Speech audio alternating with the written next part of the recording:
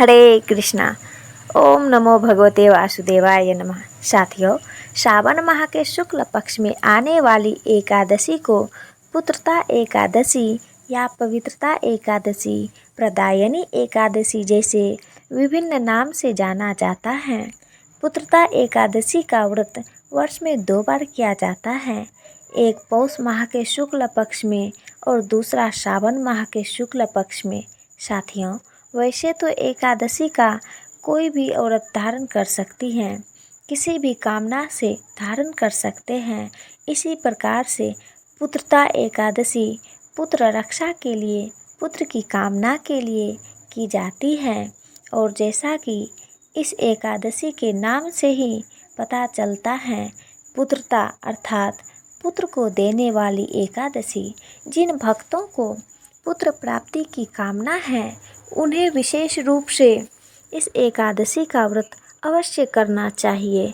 शास्त्रों के अनुसार जो भक्तगण इस दिन एकादशी का व्रत धारण करते हैं, इस दिन विधिवत भगवान श्री हरि विष्णु की पूजा करते हैं और एकादशी व्रत कथा को सुनते या पढ़ते हैं, तो भगवान भोलेनाथ और भगवान श्री हरि विष्णु की कृपा से उन्हें योग्य और उत्तम गुणवान पुत्र की प्राप्ति होती है।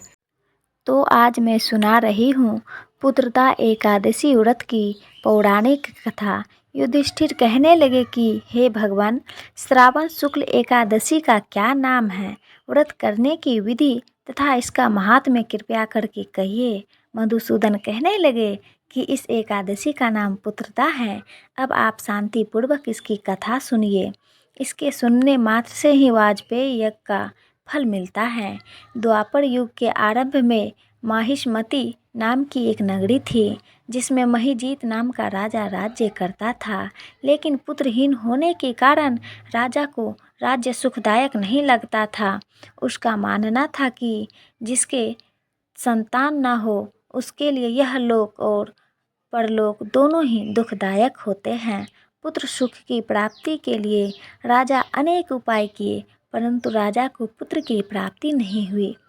वृद्धा अवस्था आती देखकर राजा ने प्रजा के प्रति कहा, हे प्रजाजनों, मेरे खजाने में अन्याय से उपार्जन किया हुआ धन नहीं है। ना मैंने कभी किसी देवताओं तथा ब्राह्मणों का धन छीना है। किसी दूसरे की धरोहर भी मैंने नहीं ली। प्रजा को पुत्र के समान पालता रहा। मैं अपराधियों को पुत्र तथा बांधवों की तरह दंड देता रहा। कभी किसी से घृणा नहीं की, सबको समान माना है। सज्जनों की सदा पूजा करता हूँ। इस प्रकार धर्मयुक्त राज्य करते हुए भी मेरे पुत्र नहीं हैं, सो मैं अत्यंत दुख पा रहा हूँ। इसका क्या कारण है? राजा महिजीत की इस बात को विचारने के लिए मंत्री तथा प्रजा के प्रतिनिधि वन को गए। वहाँ बड़े बड़े ऋषि मुनियों के दर्शन किए। राजा की उत्तम कामना की पूर्ति के लिए किसी श्रेष्ठ तपस्वी मुनि को देखते फिरते रहे। एक आश्रम में उन्होंने एक अत्यंत वयोवृद्ध धर्म के ज्ञाता, बड़े तपस्वी, परमात्मा में मन लगाए हुए, निराहार, जितेंद्रिय, जितात्मा, जित क्रोध, सनातन धर्म के गूढ़ तत्वों को जानने वाले, समस्त शास्त्रों के ज्ञाता महात्मा लोमस मुनि को देखा, जिनका कल्प के व्यतीत होने पर एक रोम गिरता था। सबने जाकर ऋषि को प्रणाम किया। उन लोगों को देखकर मुनि ने पूछा कि आप लोग किस कारण से आए हैं? निस्संदेह मैं आप लोगों का हित करूँगा। मेरा जन्म केवल दूसरों के उपकार के लिए हुआ है, इसमें संदेह मत करो। लोमस ऋषि के ऐसे वचन सुनकर सब लोग बोले, हे महर्षि, आप हमारी बात जानने में ब्रह्मा से भी अधिक समर्थ हैं, अतः आप हमारे इस संदेह को दूर कीजिए। महिष्मती पुरी का धर्मात्मा राजा महिजीत प्रजा का पुत्र के समान पालन करता है, फिर भी वह पुत्रहीन होने के कारण दुखी है। उन लोगों ने आगे कहा कि हम लोग उसकी प्रजा हैं, अतः उसके दुख से हम भी दुखी हैं। आपके दर्शन से हमें पूर्ण विश्वास है कि हमारा यह संकट अवश्य दूर हो जाएगा, क्योंकि महान पुरुषों के दर्शन मात्र से अनेक कष्ट दूर हो जाते हैं। अब आप कृपा करके राजा के पुत्र होने का उपाय बतलाइए। यह वार्ता सुनकर ऋषि ने थोड़ी देर के लिए नेत्र बंद किए और राजा के पूर्व जन्म का वृत्तांत जानकर कहने लगे कि यह राजा पूर्व जन्म में एक निर्धन वैश्य था। निर्धन होने के कारण इसने कई बुरे कर्म किए। यह एक गांव से दूसरे गांव व्यापार करने जाया करता था। एक समय ज्येष्ठ मास के शुक्ल पक्ष की द्वादशी के दिन मध्याह्न के समय जबकि वह 2 दिन से भूखा प्यासा था, एक जलाशय पर जल पीने गया। उसी स्थान पर एक तत्काल बछड़े को जन्म दी हुई प्यासी गौ जल पी रही थी। राजा ने उस प्यासी गौ को जल पीते हुए हटा दिया और स्वयं जल पीने लगा।